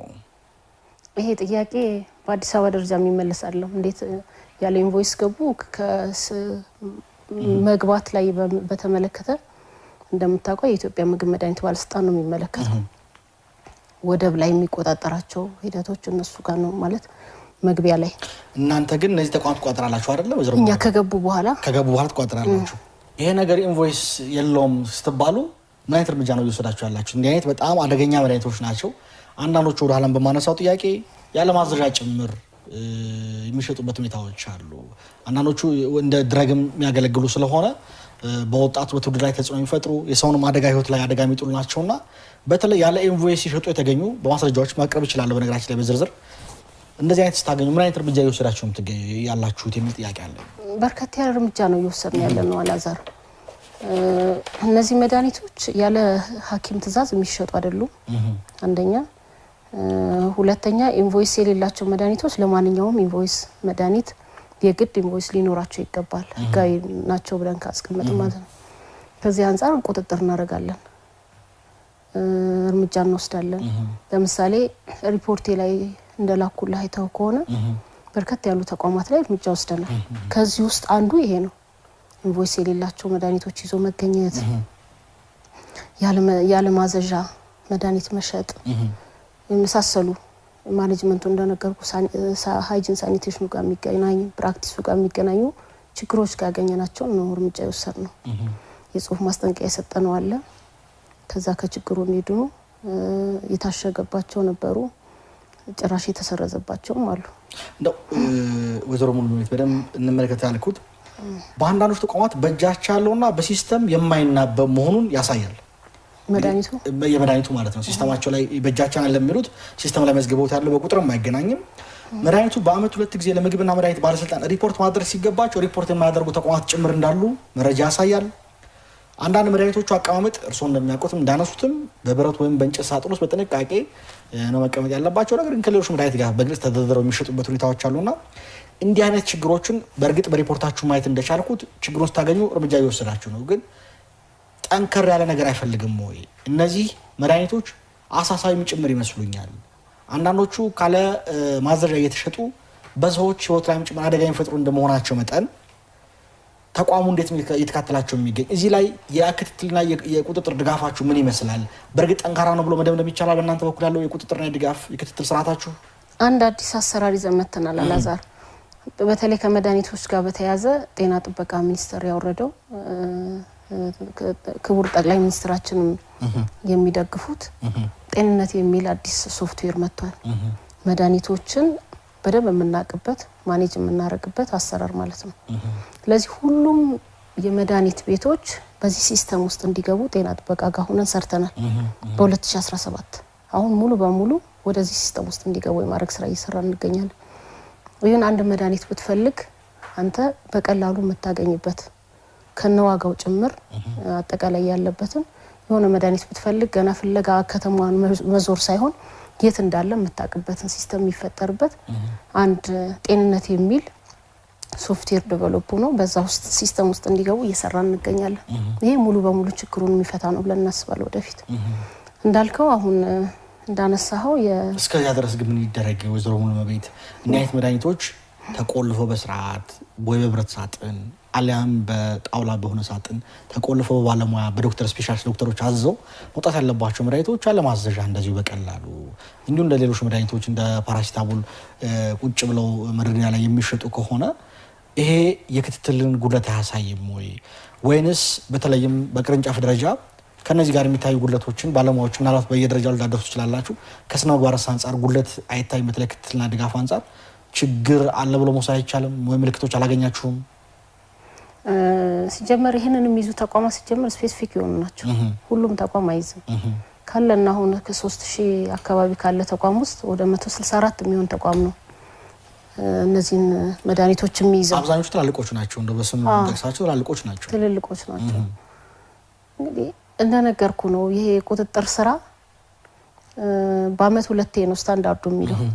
አንዳንዴ ባለፈው አይተህ ከሆነ ከስተመሩም ራሱ ገብቶ ሲጠይቅ ደጋግማችሁ መጣችሁብን አይነት ይላል። ግን እኛ በተቀመጠው ስታንዳርድ ሄደን ነው ቁጥጥር የምናደርገው። የቁጥጥር ስታንዳርድ በመደበኛ አለ። እንደዚህ ጥቆማ ሲኖር ቁጥጥር እናደርጋለን። ወይም ደግሞ የኩነቶች ሲኖሩ ቁጥጥር እናደርጋለን። እንደዚህ ካልሆነ በስተቀር የምንሄድባቸው ጊዜያቶችም ሰው ራሱ ተቋሙ ራሱን አፕዴት እያደረገ እንዲሄድ የማድረግ ስራ ላይ ነው ፎከስ ማድረግ ያለብን እንጂ ኢቭን ሪስክ ቤዝ ኢንስፔክሽን ላይ ፎከስ ማድረግ አለብን እያልን ነው እንጂ ሁሌ በየጊዜው ስንሄድም አሰራሩም አይፈቅድም። እነሱም ደስተኛ አይሆኑም። ስለዚህ ወደፊትም ቢሆን ምን ሄደው ጥቆማ ቤዝ የሆነ እንደዚህ ችግሮች አሉ የተባሉ እናንተም ያገኛችኋቸው መረጃዎች ካሉ የት ቦታ የት ሆስፒታል የት ጤና ተቋም ነው እንደዚህ ልቆ ነው እየተሸጡ ያሉት የሚለውን ብናቃቸው ደስ ይለኛል። ባወቅናቸው ልክ ቁጥጥር እናደርጋለን፣ እርምጃ እንወስዳለን፣ በህግም ያስጠይቃል። እንግዲህ ወደ ሌሎች ጉዳዮች ለፈን እንግዲህ በቀጣይ የህብረተሰቡን ተሳትፎ እንደሚያስፈልግበት ወስጄ ይሄን ነገር በጋራ መፍትሄ ማግኘት አለበት፣ ነገር ግን ከስራ አንጻር ነገር መታየት አለበት የሚል ምን ስላለኝ ጥያቄ አነሳሁት። እንደው ሌላው በአዋጃችሁ ላይ ተመለከትኩት የባህል መድኃኒት አዋቂዎች በባህል ህክምና ዘርፍ ላይ እንዲሰማሩ ፍቃድ የመስጠት መድኃኒቱ ምን አይነት ይዘት እንዳለው በላቦራቶሪ እንዲመረመር በማድረግ ሊረጋገጥ የሚገባ ቢሆንም የእናንተም ተልእኮ ነው በተለይ ፍቃድ መስጠቱና በከተማ ውስጥ ያሉ የባህል መድኃኒቶች ወይም የባህል መድኃኒት አዋቂዎች ዝርዝር ብዛት ይታወቃሉ የሚል ጥያቄ አለ። የመጀመሪያው እንግዲህ በቴሌግራም በየቴሌግራማችን በየዩቲዩብ በየፌስቡክ በየቀኑ የተንጋጋ ያለው የባህል ሐኪም ነኝ የሚለው ሁሉ በእርግጥ ከእናንተ ፍቃድ ወስዶ ነው ወይ እየሰራ የሚገኘው በዝርዝር ተቆጥሮ ተለክቶ ይታወቃሉ የሚል ጥያቄ አለ። ህጋዊ ሆነው የሚታወቁት 111 ናቸው። በ2017 መጨረሻ እስከ መጨረሻ ድረስ ያሉት ህጋዊ 111 እሺ 111 የሚሆኑ የባህል የህክምና ተቋማቶች አሉ። ከዛ ውጪ እንዳልከው በተለያዩ ሶሻል ሚዲያ ራሳቸውን የሚያስተዋውቁ እኛም ማናቃቸው ብዙ ይኖራሉ። ደጋግመን ግን ከሚዲያም ጋር ይሰራ ነው የባህል ህክምና ለዘመናዊ ህክምና መነሻ ነው። ህብረተሰባችን ይጠቀመዋል። እንደው በተሰራው ጥናት እንኳን እኛ ሀገር ብቻ አይደለም በሰለጠኑ ሀገራቶች የሚባሉትም ውስጥ 80% ነዋሪ የባህል ህክምና ተጠቃሚ ነው። የባህል ህክምና ስለሚያስፈልግ ነው ፈቃድ አግኝተው እየሰሩ ያሉት። ይሄን እሱን አፕሪሼት እናደርጋለን። ነገር ግን ደግሞ በባህል ህክምና ሰበብ እንደው ዝም ብሎ ስራ መፍጠሪያ በሚል የተለያዩ ከባህላችን ወጣ ያሉ ነገሮችን ይዞ ህብረተሰቡ ማወናበድ ደግሞ ትክክል ነው ብለን አናምንም። ስለዚህ ይሄንን ኮንትሮል ማድረግ አለበት ብለን እናስበው የሚዲያ ኮንትሮሊንግ ሊኖር ይገባል። በየሚዲያው ላይ እየተፖሰቱ ያሉ ነገሮችን በአካል የምናገኛቸው ላይ እርምጃ እየወሰድን ነው። ለወዘሮ ሙሉመቤት የመድኃኒቱ ይዘት ፈዋሽነት ጥራትና ደህንነት ለማረጋገጥ የሚያስችል በላቦራቶሪ የታገዘ ምርመራ ማካሄድ ያስፈልጋል። ይሄ እየተደረገ ነው። እነዚህ የባህል ህክምና መድኃኒቶች አገልግሎት እየሰጡ የሚገኙት በሂደት በሚፈጠረው የህክምና ስህተትና ችግር በማህበረሰቡ ጤና ላይ አሉታዊ ተጽዕኖ ሊያስከትል ይችላልና በእናንተ በኩል ከዚህ አንፃር ምን እየተደረገ ነው የሚገኘው? አሉታዊ ተጽዕኖ አይኖረውም ማለት አልችልም። የዘመናዊ ህክምና የባህላዊ ህክምና የራሱ አሉታዊ ነገሮች አሉት። ህክምና ስህተት እያወራን ያለነው እኮ በሌላ በኩል ህክምና ስህተት እያወራን ያለነው የዘመናዊው የሆነ ተጽዕኖ ያላቸው ነገሮች አይጠፉም። የባህላዊውም እንደዛው አይጠፋም። የራሱ ግን ኮንትሮል ያስፈልገዋል። ልክ ነህ። ላቦራቶሪ ማረጋገጫ ግን እስካሁን ላቦራቶሪ ማረጋገጫም ሆነ እንደዚህ የምናረጋግበት አሰራር የለም። ይሄንን ግን መስራት አለበት ብዬ ማስበው ደግሞ ፌደራሉ ነው፣ የአዲስ አበባው አይደለም። የፌደራሉ ጤና ጥበቃ ሚኒስቴር ይሄንን አስቦበት ወደፊት ወደ ሲስተም ማስገባት አለበት ብለን እናምናለን። ስለዚህ በየቀኑ እንዳሽን እየፈላ የሚገኘው ይሄ ባህል ሐኪም አዋቂ ነኝ የሚለውን በስርዓት መያዝ አያስፈልግም ወይ? ቁጥሩ ብዙ ነው። አሁን ስልኬን ብከፍተው ዝም ብሎ አዲያላግሾም የማትፈልጊው ሁሉ የባህል ሐኪም አዋቂ ነኝ የሚለው ነው ተደርድሮ የሚወጣ። ዩቲዩብ ቢከፈተው ቲክቶክ ቢከፍት በጣም በርካታ ነገር ይወጣል። በተለይ ማህበራዊ ሚዲያው ለዚህ አመቺ ነው መጥቷልና ማህበረሰቡ ሊደናገር ይችላል። ሰው ጤና የጎደለበት ሰው የተነገረ ሁሉ እውነት ሊመስላል ይችላልና ከዚህ አንፃር ምንድነው እያደረጋችሁ የምትገኙት? በሌላ መልኩ አብሮ አስተሳስረው እንዲመልሱልኝ ፈልገው ዘመናዊውን ከባህል ሕክምና ጋር አቀናጅቶ ለመሄድ የሚያስችል አሰራር ለምንድነው መዘርጋት ያልተቻለው? እሺ ከሚዲያ ጋር በተያያዘ እንደነገርኩ እንግዲህ እኛ ብቻ ኮንትሮል የምናደርገው አይደለም። በተለይ ይሄንን በሚዲያ አዋጅ ነው መመራት ያለበት። አንድ የጤና ጉዳይ ሲተዋወቅ የራሱ ስታንዳርድ አለው። ይሄንን ፈቃድ የሰጠውን ተቋም አስፈቅዶ መስራት እንዳለበት ነው የሚያስቀምጠው ህጉ። ግን በዛ ልክ ሳይሆን ራሳቸው የት እንዳሉ የማይታወቁ ኢቭን ህጋዊ የሆኑ የባህል ሐኪሞች ጭምር እኛ ጋር መጥተው ቅሬታ ያቀርባሉ። እንደዚህ አይነት ያወናበዱ ነው፣ እኛን አይመለከትም፣ እርምጃ ይወሰድልን። ራሳቸውም ጭምር አግኝተው እርምጃ ይወሰዱባቸውን ጭምር ሪፖርት አድርገውልኛል። እኛም ወደ 300 አካባቢ የሚሆኑ ጤና ተቋማት ላይ እርምጃ ወሰድን ስንል ከነዛ ውስጥ የባህል ህክምናዎች አሉበት። ቼክ እናደርጋል፣ ችግር ያለባቸው እርምጃ እንዲወሰድ አድርገናል። ያለ ፈቃድ ሲሰሩ የተገኙትንም በዚሁ በተመሳሳይ እንዘጋለን። ግን አየር ላይ ያለው እንዴት እናርግ ነው አየር ላይ ያስተዋወቀ ወይ አዳማ ሆኖ ሊሆን ይችላል ሐዋሳ ሆኖ ሊሆን ይችላል ከአዲስ አበባ እንደሆነ ተደርጎ ምናምን የሚሰሩ አሉ አየር ላይ እሱ ጋር ያለውን ነገር የአዲስ አበባ ምግብ መድኃኒት ባለስልጣን ብቻው ሊሰራው አይችልም እኛ በመናገኘው ልክ እርምጃ እንወስዳለን የፌደራል ብቻ ሳይሆን የሚዲያው የሚመለከተዋል በሚዲያው አዋጅ መሰረት በዛ መሰረት ኮንትሮል ማድረግ አለበት ብለን እናምናለን ሌሎች ከዚህ በተለይ መመልከት የሚገባ ነው በሌሎች ሀገራትም በተለይ ቻይና በዚህ ተጠቀሳል ባህሉን ከዘመናዊ ሕክምና ጋር አዋህዶ መስራት ይችላሉ እየሰሩበት ነው የሚገኙት እኛ ሀገር ግን ምንም አይነት አሰራር የለም በተለይ በግል ማቃቸው የተሻለ በመደበኛው አካዳሚክ ህይወት ውስጥ የተሻለ ውጤት ያላቸው በስከ ዶክተር ሜዲካል ዶክተር ነው በባህል ሕክምና ደግሞ እውቀቱ ያላቸው ሰዎች አሉ ግን ይሄንን አገናዝበውም አጣጥመው እንዲሄዱ የሚያስችል የአሰራር ስርዓት ክል ይዘረጋ አልተቻለምና ለምንድነው ዘመናዊውን ከባህል ጋር አጣጥመው ሊሄዱ የሚችሉበት የአሰራር ስርዓት መዘርጋት አልተቻለው በምክንያት ነው የዘመናዊ ከባህላዊ ሲባልኩ የባህላዊ ለዘመናዊ መነሻ ነው እንዳልከው አይ በአንድ ተቋም ለምሳሌ አንድ ሆስፒታል ወይ አንድ ጤና ክሊኒክ ከፍቶ ዘመናዊውንም ህክምና ደግሞ በሌላ መልኩ ደግሞ የባህል ህክምናውንም አብሮ አስተሳስሮ መስጠት የሚችሉ አቅም ያላቸው ሰዎች ካሉ የተመዘነ የተለካ ማድረግ የሚቻል ከተቻለ ለምንድነው እንዲያ ስርዓት መዘርጋት የማይቻለው የባህሉ ለብቻ ዘመናዊ ለብቻ ተብሎ እስከመቼስ ይሄዳል መመጋገብ የሚችለው ወደ አንድ ማምጣት አይቻልም መመጋገብ የሚችሉት ይመጋገባሉ እንዳልከው ግን ስታንዳርድ ይፈልጋል የራሱ ስታንዳርድ ማውጣት ያለበት ደግሞ ራሱን የቻለ የራሱ ኤጀንሲ ያለው ስታንዳርድ ማውጣት አለበት ይሄን ጋይድ የሚያደርገው ተቋም ጋይድ ማድረግ አለበት እኛ ደግሞ በራሳችን በተሰጠን አዋጅና ስራ ልክ መስራት ያለብን መስራት አለብን ስልክ እንቀበልና ወደሽ ጉዳሽ ነው እናልፈው እሺ ሄሎ ተናስተልኝ ማን እንበል እስማኤል ሻለቃ እስማኤል ይባላል ከየሙለ አቶ ይቅርታ ሻለቃ እስማኤል ጥያቄዎት ምንድነው ጥያቄ እኔ እንትን ምለው እሷ የምትለውና በተግባር የሚታየው አንድ አይደለም በምን ጉዳይ ሻለቃ በመድኃኒት ዙሪያ ነው አሁን በፋርማሲ በየፋርማሲው የሚሸጡ ነገሮች አሁን መድኃኒቶች አሉ በየፋርማሲው ምንድነው የሚሸጠው የሀገር ውስጥ ይባላል የውጭ ይባላል በዋጋው ከፍ ይላል ደረሰኛ አይሰጥም በየምግብ ቤት ውስጥ ቁጥጥሩስ ምን ያህል ነው ንጽህናው ምን ላይ ነው አሁን እንዳልከው አንተ ሁለት ነው በፌስቡክ እና በቴሌግራም ላይ የሚላከው መልእክት እኔ መድኃኒተኛ ነኝ እኔ እንደዛ ዋቂ ነኝ እያሉ ህፃናቶች የማያውቁት ነገር ነው እየተለጠፈ የግር በሽታ የጭንቅላት በሽታ እየተለጠፈ የሚላከው ይሄ እንዴት ይታያል ትክክለኛ መድኃኒተኛ ትክክለኛ አዋቂ ከሆነ በሚዲያ ነው መተላለፍ ያለበት እውቅና ሲያገኝ ስለዚህ ይሄን ነገር ተለቅ ብሎ መታየት አለበት ነው የምለው እንደ ራሴ ስታይ መልካም ሻለቃ የሚቀጥሉ ነጥብ አሉት ወይስ እንቋጨው እሱን ሐሳብ በቃ ይሄ ነው ይሄንን እንግዲህ መለከታው አካል ከሆነ በትክክል ሁሉንም ነገር ማየት አለበት ታች ወርዳ ፋርማሲዎች ጤና ፋርማሲያን የጤና ተወርዶ በሱ ዙሪያም ያለው ነገር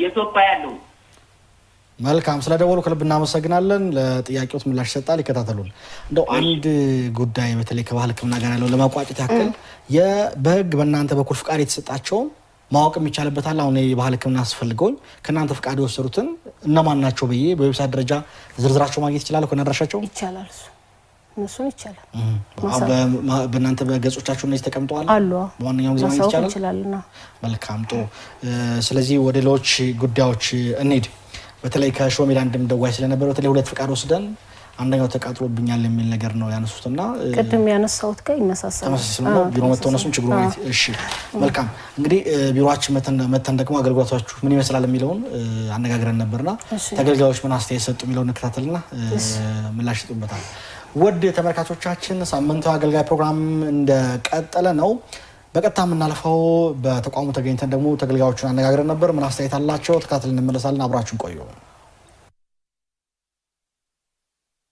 ከ5 ዓመት በኋላ እየመጣሁ ነው በአሁኑ ስመጣ በጣም ብዙ ነገር ተሻሽሎ ነው ያገኘሁት በጣም ዌልካሚንግ ናቸው በጣም ሳይሰላቹን የሚያስተናግዱት በጣም ፈጣን ነው ስለዚህ በጣም ፍጥነት ባለው ሁኔታ የስራ ሰዓታችንን በማስተዋወቅ ሁኔታ ነው። ኦልሞስት እኔ እንግዲህ አለቀልኝ በሁለተኛው ማለት ይቻላል። መጀመሪያ መጣው የሚስተካከሉ ነገሮች ካስተካከልኩ በኋላ ሁለተኛው ላይ አልፎ ነው የመጣሁት እና በጣም ረክቻለሁ። ላይሰንስ በማውጣት ልክ እንደተመረቅን ላይሰንስ የምናወጣው እዚህ ነው። ላይሰንሳችንን የምንሰራበትም የምናድሰውም ኤቭሪቲንግ ያለው እዚህ ነው እና በአንድ መስሪያ ቤት ተቀጥረን ስንሰራም ያሉንን የትምህርት ማስረጃዎች እንዲሁም የአመት ፈቃድ ኤቭሪቲንግ የስራ ልምድ እና መልቀቂያ የሚጻፍልን እና የምንወስደው ከዚሁ ነው ማለት ነው። ሂደቱ በጣም ቆንጆ ነው። እዚህ ያለው ሂደት አሁን እኔ ጠዋት 2:00 ነው የገባሁት። ሁሉም ሰው በስራ መደቡ ላይ ነው ያገኘሁት። እንዲሁም የነበረኝን ጉዳይ ቶሎ እንድጨርስ ረድተውኛል ማለት ነው። ሪላቲቭሊ ትንሽ ኢምፕሩቭመንት ያለው ይመስለኛል። ያው በተለይ ፍጥነቱ ቆንጆ ነው። ላይክ 30 ደቂቃ ምናምን የጨረስኩት ኦልሞስት አዲስ እያወጣው ማለት ነው።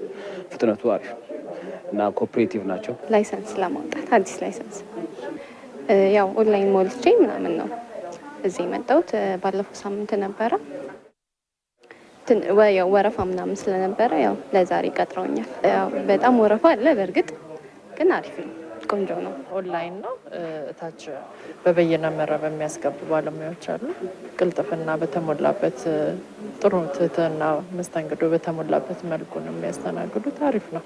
አገልግሎት አሰጣጣቸውም ቀልጣፋ ነው። አሪፍ ነው። እንትኑ በጣም ኦን ኤንድ ኦፍ ይጠፋል ሲስተሙ ከኤሌክትሪክ ጋር በተያያዘ እና እሱ ነው ትልቁ ችግር ያየሁት። ጊዜም በሚፈጀው ምን የሚለውና የሚያስተናግዱትም አስተምሮ የሚያስተናግዱ ሰዎችም በጣም የተቸገሩት እሱ ነው። እሱ ቢስተካከል ፐርፌክት ነው የሚሆነው። አክቹዋሊ እኔ ኦንላይን ሞልቼ ነው የመጣሁት። ኦንላይን ሁሉም ዳታ ሞልቼ አስገብቼ ጨርሼ ነው የመጣሁት። ከዛ በኋላ የተወሰነ አጀስትመንት ነበር፣ እሷን አጀስት አደረኩኝ። ከዛ ስመጣ ጊዜ ጀስት እንትኑን ይሄ ዶክመንቴሽን ቬሪፋይ አድርገው ከዛ ያው አፕሩቭ አድርገው መሄድ ነው እና ኦንላይን መሆኑ በጣም አሪፍ ነው።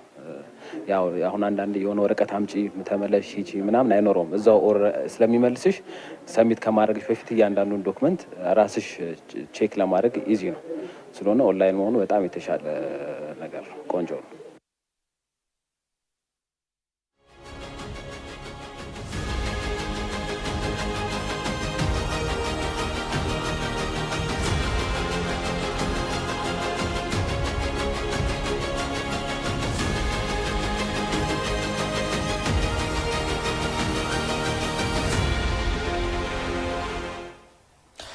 ውድ ተመልካቾቻችን ተመልሰን ተገናኝተናል። በመከታተል ላይ የምትገኙት ሳምንታዊ አገልግሎት ፕሮግራም ነው። ይህ ፕሮግራም የአዲስ አበባ ከተማ አስተዳደር የፐብሊክ ሰርቪስ እና የሰው ሀብት ልማት ቢሮ ከአዲስ ሚዲያ ኔትወርክ ጋር በመተባበር ዘወትር ሐሙስ ምሽት ወደ እናንተ የሚያደርሰው ፕሮግራም ነው። ዛሬ ቆይታ እያደረገ የምንገኘው ከአዲስ አበባ ከተማ አስተዳደር ምግብና መድኃኒት ባለስልጣን ጋር ነው። የተቋሙ ዋና ስራ አስኪያጅ ወይዘሮ ሙሉመቤት ታደሰ ከኛ ጋር ምሽቱን እያሳለፉ ነው። እንግዲህ ባለፈው ስንመጣ በርከት ያለ ሰው ጊዜ የሚወስድ ነበር፣ አገልግሎት ጥራት የጎደለበት ነበር የሚል ነበረ። አሁን ደግሞ አብዛኛው ሰው ተሻሽላችኋል፣ ለውጥ መጥቷል የሚል ይሄ ስለሆነ ደስ ብሎናል። በነገራችን ላይ ይሄንን መግለጽ የፈለግነው። ሁለተኛው አሁንም ትንሽ የቀጠለ ችግር አልፎ አልፎ ሲስተም የቆራጥ ችግር እንዳለ አንስተዋል። ሰራተኞቹ በጥራት እያስተናገዱ ነው የሚል ነገር አለ። እዚህ ላይ የማነሳው ጥያቄ አለኝ። ስልክ ልቀበልና እንመለሳለን። ሄሎ እባክዎትን መጀመሪያ ቴሌቪዥን ይዝጉት። አዎ ቴሌቪዥን ይዝጉት። አዎ ስልኩን ይተውና ቴሌቪዥን ይዝጉ።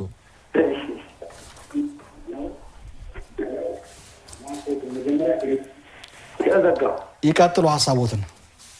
እሺ ሀሳቤን ለመስጠት ማን እንበል? መጀመሪያ አለቃ እባክዎትን ያስተዋውቁን። አበራ ታደሰ ካባ ኮራ። አቶ አበራ ጥያቄዎት ምንድን ነው? እኔ አስተያየት ለመስጠት ነው። ይቀጥሉ። አሁን በምንሰማው ነገሮች ላይ ለምሳሌ ቅድም ከጀሞ የሰጣ አስተያየት አለ እና ፋርማሲ ሳይሆን መጀመሪያ ራሳችን የት ነው መሄድ የሚገባል? ክትል ለምሳሌ ከጤና ጣቢያ ሪፈር ተደርጎ ነው ሰው ሄዶ በትክክል መድኃኒቱን በራሱ ይዞ ነው እንጂ መሄድ አለበት። ፋርማሲማ ስራ ነው። የፈለግከው እንዲህ ያደርገኛል ግን ሊሸጥ ይችላል። ስለዚህ እኛ ራሳችን ልንጠነቀቅ የሚገባ አካሄዱን ይዘን ስንሄድ ነው። ሁለተኛ ደግሞ በምግብ ነገሮች ሱቆች ላይ ከፍተኛ ችግር ይኖረዋል። ቤቱ እዛ ጠባብ አለ፣ ጥራጥሬዎች አሉ፣ ህጻናት አለ፣ ዕቃ ይደረደርበታል። ያለ ጤና ጠንቅ ነው። ግን አሁን እንዳየሁት ከሆነ በሕክምና በኩል ንጽህና ነው። በየሆስፒታሉ ቆንጆ አሰራር አለው።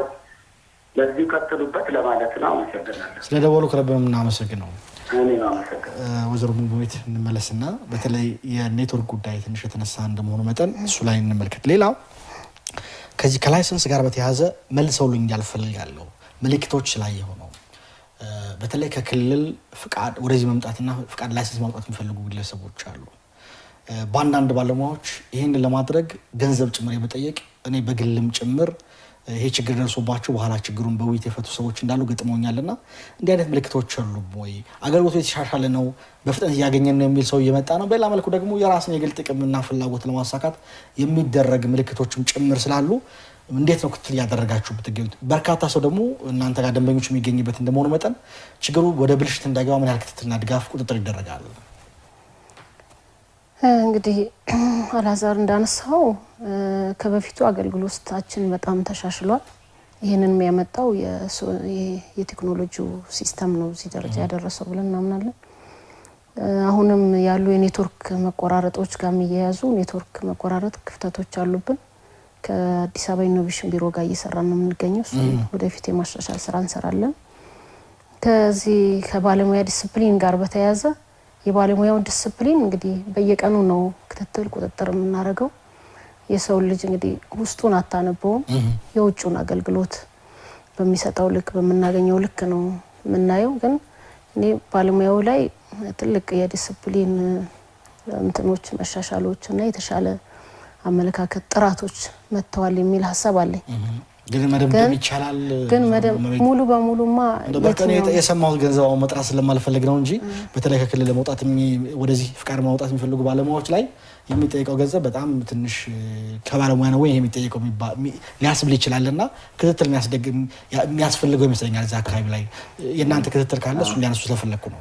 ብልሽት ላይ የሚሰማራ ሰው አይኖርም አይደለም። በጣም ጥቂቶች ሰዎች በየትኛውም ተቋም ላይ ይኖራል፣ እኛም ጋር ይኖራል። እነሱን ግን መታገል የምንችለው ራሱ ተጠቃሚውም በጋራ ሆኖ ከኛ ጋር ሲሰራ ነው ብዬ አምናለሁ። እንደዚህ አይነት ችግሮች አሉ ብሎ ለኛ ሪፖርት ያደርገልን አንድም ተጠቃሚ የለም።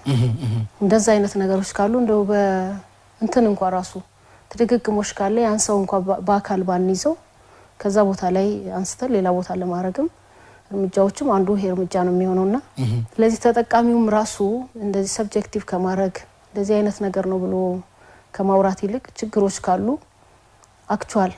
አክቹዋል እነዚህ አይነት ችግሮች አሉ ብሎ ለኛም ለአመራሩም ኢንፎርም ቢያደርገን ቢያሳውቀን ጥሩ ነው።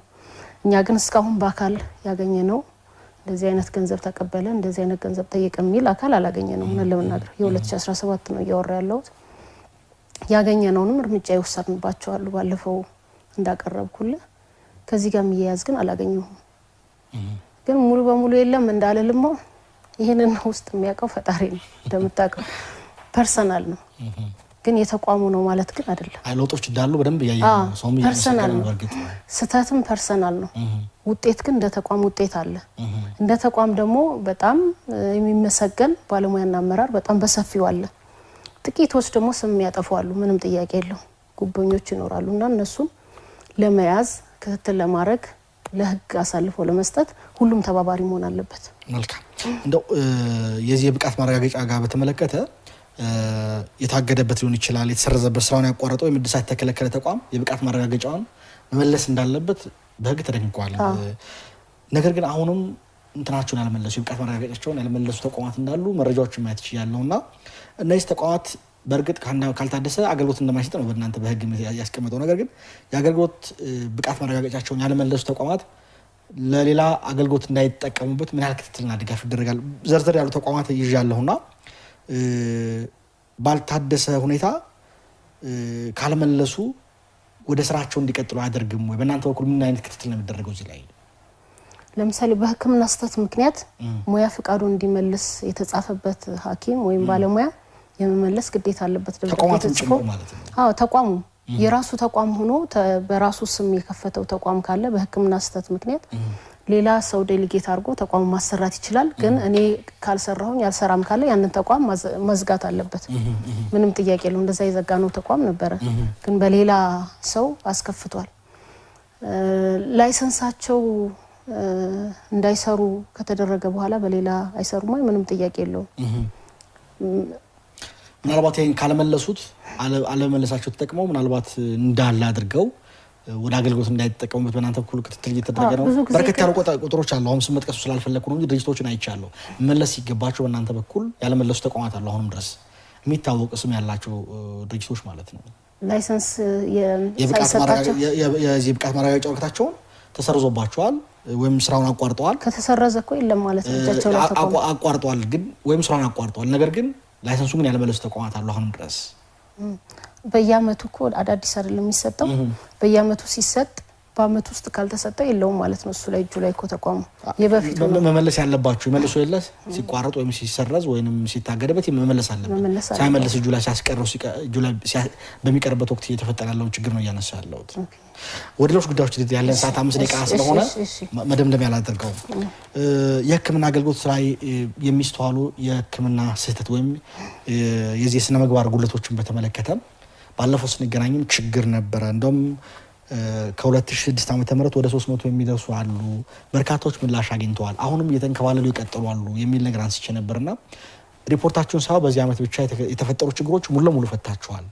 ነገር ግን አሁንም ከ2016 የተንከባለሉ ወደ 57 ቅሬታዎች መፍትሄ ያልሰጣቸው እንዳሉ፣ አንዳንዶቹ በፌደራል ያሉ፣ አንዳንዶቹ በእናንተ እጅ ያሉ ችግሮች እንዳሉ አይቻሉና በተለይ እዚህ ውሳኔ የሚያስፈልጋቸው የሕክምናና የስነ ምግባር ጥሰቶችን በተመለከተ ለምንድን ነው አንዳንዶቹ ዘገዩት? ለምንድን ነው ውሳኔ ሰጥቶ ጉዳዩን መዝጋት ያልተቻለው ቢል ጥያቄ አለ። ዛሬ 57 የሚለው የክዋኔ ኦዲት ግብረ መልስ ነው። በክዋኔ ኦዲት ጊዜ ሲመጡ ልክ ተመሳሳይ አንተ ጋር ቀርበን በነበረ ሰሞን ነው ኦዲትም የተደረገው የነበረ ቁጥር ነው 300 ያልኩ ከተጀመረ ጀምሮ ፕሮግራሙ ከተጀመረ ጀምሮ ከ300 እና እዛ የሚደርሱ ቁጥሮች ታይተዋል ማለት ነው እንጂ እጃችን ላይ የተንከባለሉ 300 አይደሉም ያሉት። እነሱ በዛ ሰዓት ላይ ግን ሲመጡ ያገኟቸው 57 ኬዞች አግኝተናል የሚል ነበር አይተው የነበረው። እኛ እስከ ሰኔ ብቻ 41 ኬዞችን አይተናል። አሁን ደግሞ በዚች ክረምት እንደገና ወደ 14 የሚሆኑትን አይተናል። ኦልሞስት ከዚህ በፊት ሲንከባለል የነበረው የረጅም ጊዜ ችግር የነበረው የ2011 የ2012 የሚባሉ ውዝፎችን ሙሉ በሙሉ አይተናል በዚህ ዓመት። ይሄ ደግሞ አንዱ እንደ ጥንካሬ የሚያዝ ነው ብዬ ነው የማስበው። በዚህ ጉዳይ ላይ የነበራቸው ተስፋ የቆረጡ እንግዲህ ህግ ጉዳይ እንደምታውቀው ሲራዘም እንዳልተመለሰለት ነው የሚወሰነው የሚል ሀሳብ አለ አይደል? ስለዚህ ከዚህ አንፃር ሙሉ በሙሉ ከዚህ በፊት የነበሩ የተወዘፉ ጉዳዮችን ኮሚቴውን በደንብ አጠናክረን ሰርተናል። ያፕሪሼት የሚደረግ ስራ ነው። ለኮሚቴው እውቅና ሊሰጥ ይገባል ብዬ አስባለሁ ለባለሙያዎቹ። ወደፊት ግን የሚመጡትን እያየን እንሄዳለን። እነዚህ ኬዞች በ2016 ወይም በ2017 የመጡ ኬዞች ናቸው ግን አይደለም ማለት አይደለም። የቆዩ ኬዞች ናቸው። የቆዩ ኬዞች የተንከባለሉ በደንብ አይተን የህግ ውሳኔ እንዲያገኙ አድርገናል።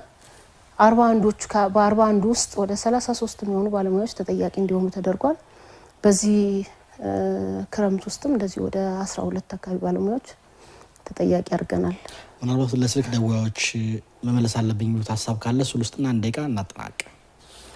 ከስልክ ተጠያቂዎች ጋር የሚያዝ ስለጠየቁ እኛን ብለው ስለተከታተሉ እጅግ በጣም አመስግኜ፣ ግን ከአዲስ አበባ ምግብ መድኃኒት ባለስልጣን ጋር ከቁጥጥር ጋር የሚያዙ ጉዳዮችን ተቋሙ ብቻ የሚመልሰው ሳይሆን ህዝቡ ከኛ ጋር በጋራ ከሆነን የበለጠ ውጤት ማምጣት እንችላለን። ቁጥጥር ማለት የሆነ የተወሰኑ ተቋማት የተወሰኑ ባለሙያዎች ብቻ የሚሰሩት ሳይሆን ህዝቡ ባለቤቱ ነው። ምክንያቱም ስለ ምግብ ደህንነት፣ ስለ መድኃኒት ደህንነት፣ ስለ ጤና ተቋማት ሰርቪስ ደህንነትና ጥራት ነው እያወራን ያለ ነው። ይሄ ማለት ደግሞ እኛ ጋር በደንብ በእጅና ጓንቱን ልንሰራ የሚገባው የሚያገኙቸውን ቅሬታዎችና ችግሮችም ካሉ ከኛ ጋር ፊድባክ ሊሰጡን ሊያሳውቁን ከኛ ጋር በጋራ ሊሰሩ ይገባል። 8864 ነጻ ስልክ አለን። በዛ እየደወሉ ቢያሳውቁን እኛም ፈጥነን ስራዎችን መስራት እንደምንችል ነው ማሳወቅ የፈለኩት። ወይዘሮ ሙሉመቤት ታደሰ በአዲስ አበባ ከተማ አስተዳደር የምግብና መድኃኒት ባለስልጣን ዋና ስራ አስኪያጅ እዚህ መጥተው ላነሳነው ጥያቄ ተገቢ ምላሽና ማብራሪያ ስለሰጡ በተመልካችም ከልብ ነው የማመሰግነው። እሺ እኔም በጣም አመሰግናለሁ። ድጋሚ ስንገናኝ ጠንከርከር ብለው እንደማገኘው ተስፋ አደርጋለሁ። ውድ ተመልካቾቻችን የዛሬው ፕሮግራም ይህን ይመስል ነበረ። ይህ ፕሮግራም የአዲስ አበባ ከተማ አስተዳደር የፐብሊክ ሰርቪስና የሰው ሀብት ልማት ቢሮ ከአዲስ ሚዲያ ኔትወርክ ጋር በመተባበር ዘወትር ሐሙስ ምሽት ከ2 ሰዓት እስከ 3 ከ30 ወደ እናንተ የሚያደርሱት ፕሮግራም ነው። ፕሮግራም በመምራት አብራችሁ የቆዩት አላዛር መኮንን ከመላው የስቱዲዮ ባለሙያዎች ጋር በጋራ መሆን ነው። ሳምንት ስንገናኝ ሌሎች ተቋማትን ደግሞ ይዘን ወደ እናንተ እንመጣለን። ለሁላችሁም ሰላም እንመኛለን። መልካም ምሽት ሁላችሁ። በድጋሚ ሰላም።